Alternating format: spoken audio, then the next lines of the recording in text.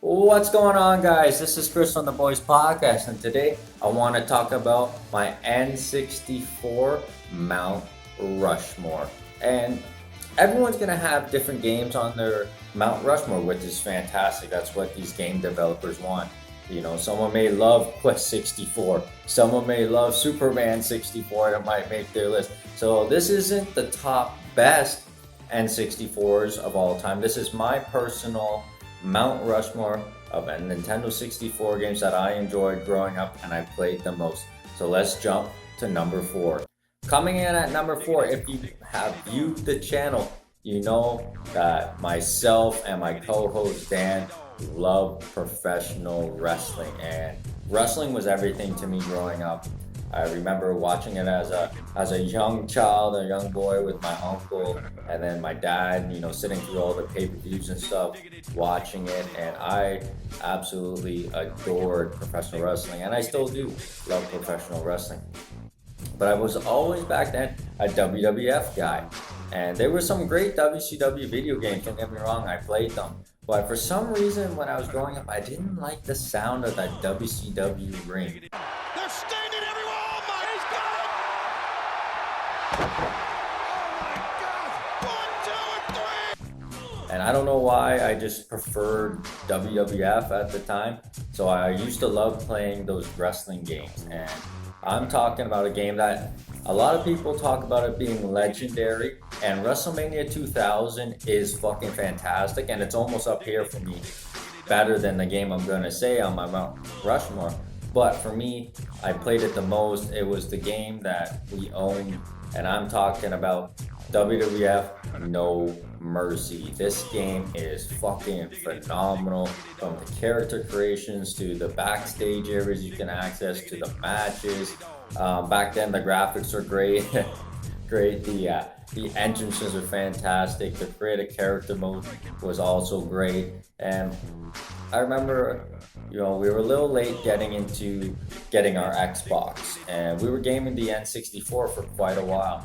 And my brother somehow, I don't know how he did this, but he had the N64 set up to the TV, set up to the VCR, that I was able to record my matches. So I remember having steel cage matches and all these kind of cool matches, at Armageddon and all these cool stages, and recording them. And I would record them, and then I would rewatch them, and then I would do the play-by-play. So No Mercy has a special fucking place in my heart. Not so much, the nostalgia based of it, but just that time of professional wrestling, that Attitude Era, the Monday Night Raw, the Monday Night Wars, and just going into a new generation of wrestling coming from that 2000s era. Absolutely adore WrestleMania 2000 as well, but No Mercy, it has the icing on the cake for me, and that makes my Mount Rushmore at number 4. Coming in at number 3 for me is a game that is definitely on a lot of people's Mount Rushmores, probably on the top, 3 N64 games of all time, and deservedly so. And I'm talking about taking the classic Mario from the NES, Super Nintendo, and then bringing them into the next generation on 3D and an open world game that is incredible. And I'm talking about Super Mario 64. Mario 64 revolutionized gaming by introducing immersed 3D worlds, setting the standards for future platformers. The game's precise controls and camera systems allowed for fluid movement and exploration. The Mushroom Kingdom's vibrant environments, clever level designs, and hidden secrets make an enjoyable experience.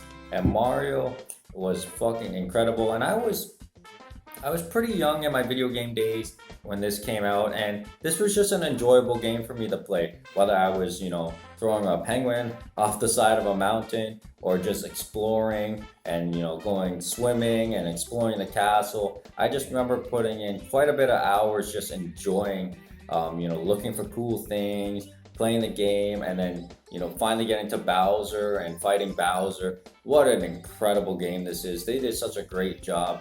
Coming from the Super Nintendo, where I played, Super Mario World a lot, Yoshi's Island, stuff like that, and then getting this game and this 3D platform really blew my mind. I can only think about my brother and all those kids who grew up in the 80s and, came from the 16-bit, the 32-bit, to seeing Mario in this massive world really must have been something incredible for those guys to experience. So on my list comes Mario 64 at number 3.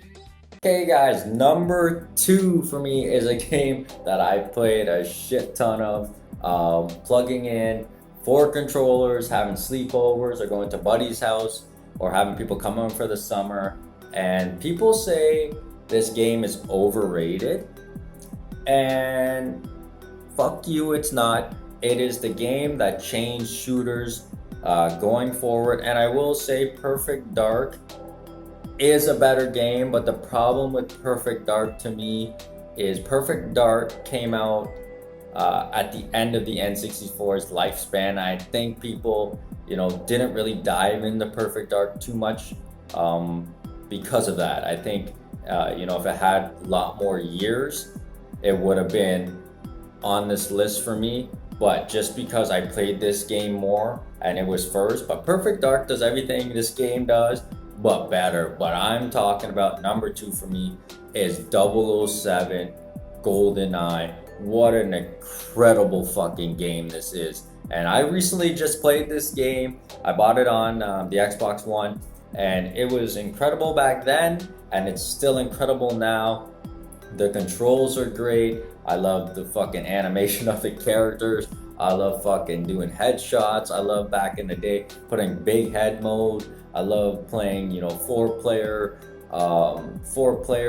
One guy has the golden gun. You got rocket launchers. You got machine guns. Everything in this game is fucking incredible, and it changed the standard for what a shooting game should be. We were coming from games like Doom and Quake and all these kind of games that had that kind of fast-paced shooting game, and this game was just different and had a feel to it that, it was incredible. So coming for me, 100% for sure, 007 GoldenEye at number 2 on my personal Mount Rushmore. Okay guys, we are here at number 1, and if you viewed the channel, I think you already know what it is, and this is my favorite fucking video game of all time.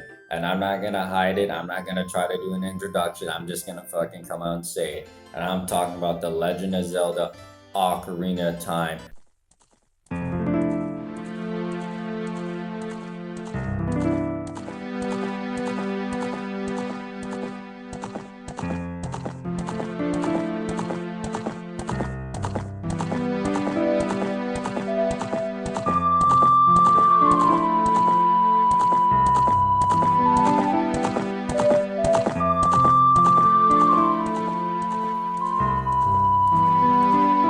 Without a doubt, one of the most iconic and beloved games ever created. Released in 1998, this action-adventure masterpiece has stood the test of time, and its influences can still be felt in the gaming world today. And I don't care how many times this game comes out on how many fucking systems, this game is fucking incredible. It is everything you want in an action-adventure game. I remember watching my older brother play this, and I used to watch him a lot. I used to just watch him a lot, observe. I remember him playing Resident Evil, that motherfucker, and then locking me in the bedroom with the lights off and having the game playing, and I fucking was so scared. But I remember him playing Ocarina of Time and just watching him as this little boy. And then I came back the next day, and he was grown up. He was a teenager. And I was like, what the fuck? I'm like, wasn't he just a little boy the other day? He's like, yeah, he grew up in the game. And I couldn't believe that. I was like, this is the most incredible fucking thing I've ever seen in my life. Seeing this character grow up in front of my eyes. The music is incredible in this fucking game. The storyline is incredible. The fun characters, the combat, the outfits, the puzzles. It is just an incredible game, and the game's narrative is a masterclass in storytelling, which a richly detailed world, memorable characters, a timeless battle between good and evil. The game's pacing is perfectly balanced with a steady flow of exciting moments, emotional depth, and moments of quiet reflection make this game a truly artful masterpiece, guys. And I know a lot of people as well think this game is overrated, but for me, this is the best game of all time, and it falls at number one on my fucking Mount Rushmore. The mechanics in this game, the controls, everything is fucking phenomenal and perfect. I know Majora's Mask is good, and so on and so forth. But for me, for nostalgic reasons, for playing this game myself, going through that Nintendo Power magazine and trying to figure things out, this game was incredible to watch my brother play. And then when I finally got my chance to play it, oh my goodness, I thought Shenmue was excellent, and I thought I placed Shenmue in a high regard in the gaming world. But this game is fantastic. It is phenomenal. It is wonderful. It is a gem.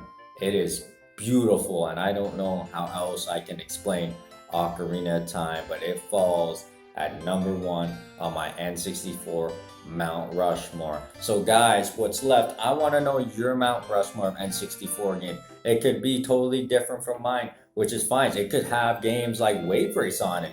Maybe you are going to put Donkey Kong 64. You might put other games on it that someone else may not. Maybe you're going to put F-Zero on it. And there's just fantastic games that came out on this wonderful console, and I want to hear about it. So please, guys, comment your personal Mount Rushmore down below. And like always, guys, I will see you for another episode.